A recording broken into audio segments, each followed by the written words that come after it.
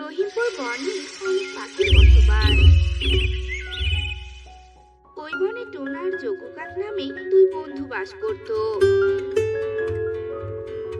টোনা আর যোগু কাক ছিল অলস প্রকৃতির। ওরা একদিন কাজ করত আর আরেকদিন বসে বসে দিন কাটাতো।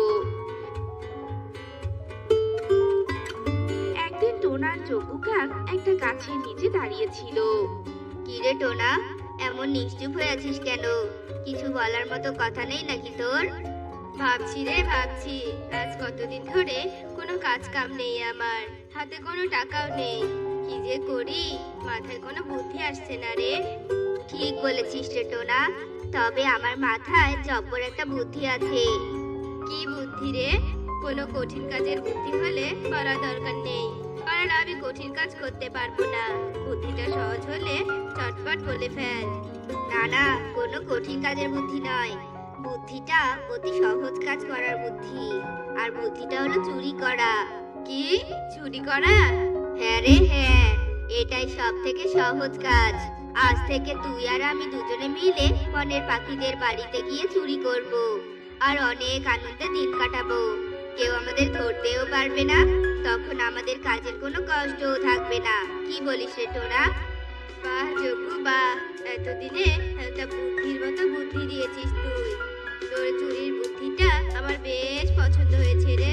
চল চল, কার বাড়িতে আজ রাতে চুরি করব সেটা একটু দেখে আসি। এই বলে ওরা দুই বন্ধু রাতে চুরি করার জন্য বনের পাখিদের বাড়ি দেখতে থাকে।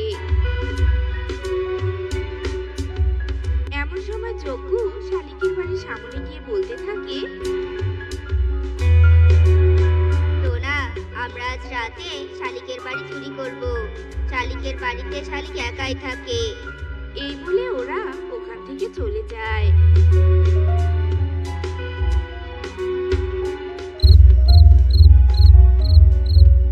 আর রাতে দুই চোর শালিকের বাড়িতে চুরি করতে আসে। আর শালিকের বাড়ি থেকে শালিকের সোনা দানা টাকা পয়সা সব চুরি করে নিয়ে যায়।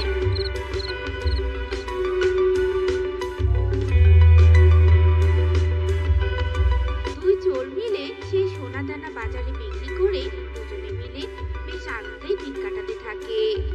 দেখেছিস টোনা, তোকে বলেছিলাম না যে চুরির মতো সহজ কাজ আর হয় না। কোনো পরিশ্রম ছাড়াই আমরা কত ভালোভাবে দিন কাটাতে পারছি, খেতে পারছি। কি যোগু, আমাদের চুরির টাকা তো শেষ হয়ে যেতে ধরেছে। আজ রাতে আবার কার বাড়িতে চুরি করতে যাবো বলতো? সে চিন্তা তোকে করতে হবে না।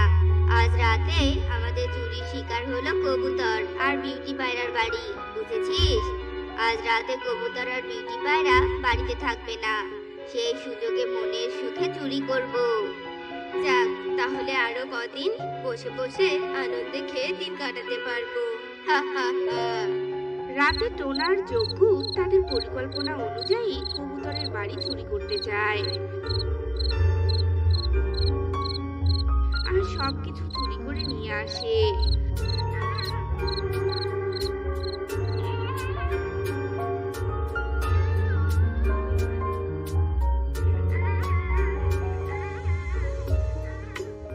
পরের দিন কবুতর তার বাড়িতে এসে দেখে সবকিছু চুরি হয়ে গেছে। হায় হায়, এ কি সর্বনাশ হলো আমাদের বিউটি! আমাদের ঘরে সব কিছু যে চুরি হয়ে গেছে। এখন আমরা কিভাবে দিন কাটাবো? কবুতর আর বিউটি এভাবেই মাথায় হাত দিয়ে কান্না করতে থাকে। এমন সময় শালিক ওদের কান্না শুনে ওখানে আসে আর শালিক বলতে থাকে, কি হয়েছে কি কবুতর দাদা? এভাবে মাথায় হাত দিয়ে মরা কান্না কাচ্ছ কেন বলো তো? কি আর বলবো শালি, কাল রাতে চোর আমাদের সব কিছু চুরি করে নিয়ে গেছে। তোমাদের বাড়িও চুরি হয়েছে? ওইদিকে আমার বাড়ি চুরি হওয়ার কিছুদিন পর মিষ্টিদির বাড়ি চুরি হয়েছে।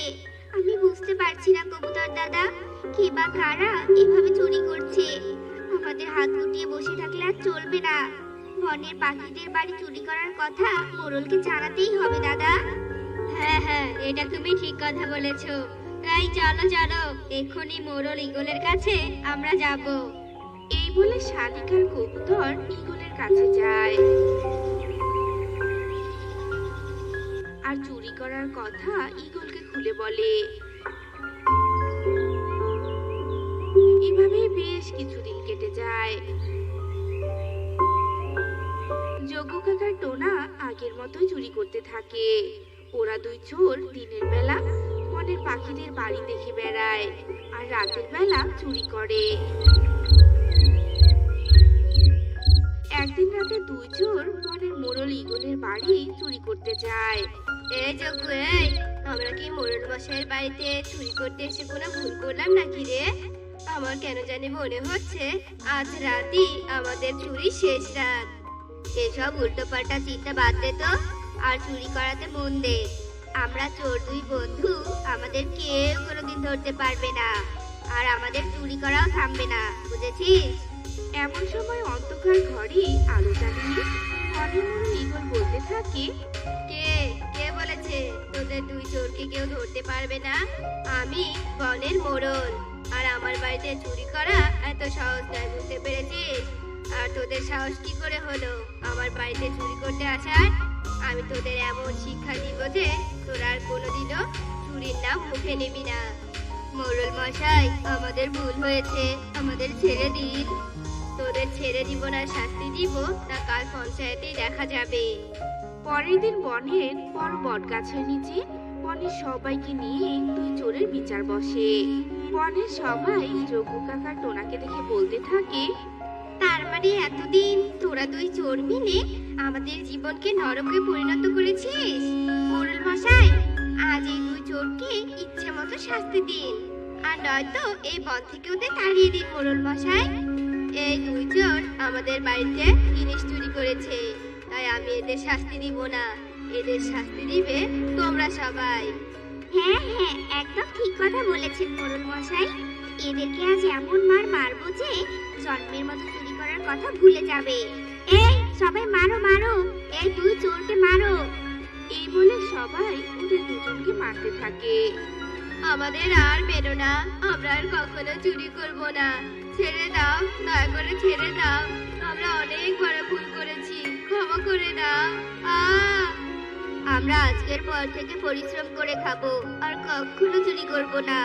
মোড়ল মশাই, থামতে বলুন এদের। যজ্ঞ কাকের কথা শুনে মোড়ল সবাইকে থামতে বলে, আর সবাই থেমে যায়। আর ঈগল বলতে থাকে, কি বললি তোরা দুই চোর? পরিশ্রম করবি? তোরা তো কোনো কাজই করতে পারিস না, তাহলে কি পরিশ্রম করবি শুনি? আপনারা আজকের পর থেকে আমাদের দুজনকে যে কাজ দিবেন, আমরা দুজন সেই কাজ করেই নিজেদের জীবন কাটাবো। সত্যি করে বলছি, মোড়ল মশাই, আমাদের কাজ দিন। যজ্ঞ কাকের এমন কথা শুনে মোড়ল মনে মনে বলে, এতদিন পর একটা ভালো সুযোগ পেয়েছি, আজকে এদের দুজনকে দিয়ে আমার পুরনো ভিটাটা খনন করে নিব, তা আবার কম টাকায়। হা হা হা। তোরা দুই চোর যখন এত করে বলছিস, তখন আমি তোদের ছেড়ে দিব, তবে তোদের পরিশ্রম করতে হবে। আজ আমি তোদের একটা কাজ দিলাম, সেটা হলো আমার পুরনো ভিটে মাটি খনন করা। তোরা যদি আমার সম্পূর্ণ ভিটাটা খনন করিস, তাহলে আমি তোদের দুজনকে 5,000 টাকা দিব। আমরা দুজন রাজি মোড়ল মশাই, আমরা আজকে কাজ শুরু করব, আর চুরি করব না।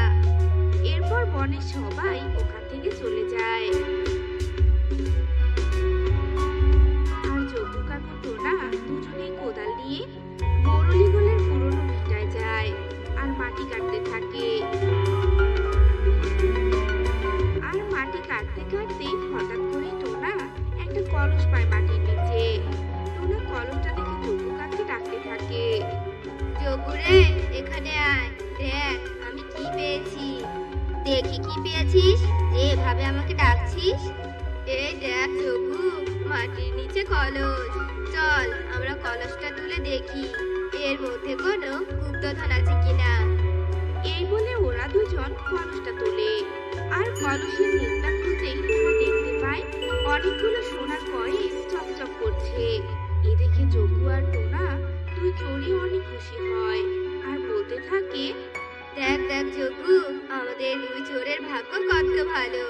এতদিন চুরি করে আমরা যা করতে পারিনি, কিন্তু আজ ঘাম ঝরানো পরিশ্রম করতে এসে তা পেলাম, বুঝতে পেরেছিস? তুই ঠিকই বলেছিস রে টোনা, আমরা এই সোনার কয়েন ওই ঈগলকে দিব না।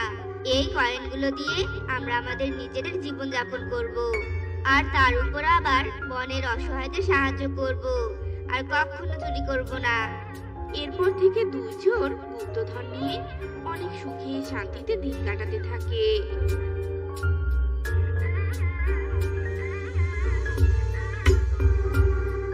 তো বন্ধুরা, আমাদের আজকের এই গল্পটি তোমাদের কাছে কেমন লেগেছে তা কমেন্টে জানাতে